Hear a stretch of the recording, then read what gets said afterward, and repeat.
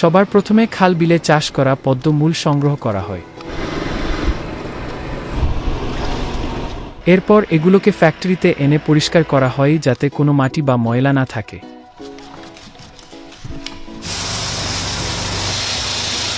এবং অবাঞ্ছিত অংশকে কেটে বাদ দেওয়া হয়।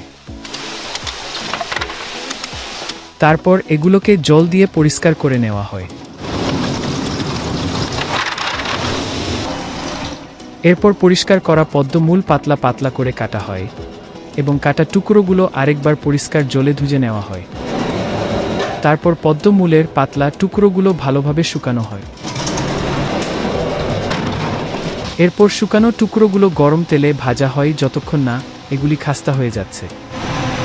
সব শেষে প্রস্তুত করা স্ন্যাক্সগুলো প্যাকেট করা হয় এবং বাজারে বিক্রির জন্য প্রস্তুত করা হয়।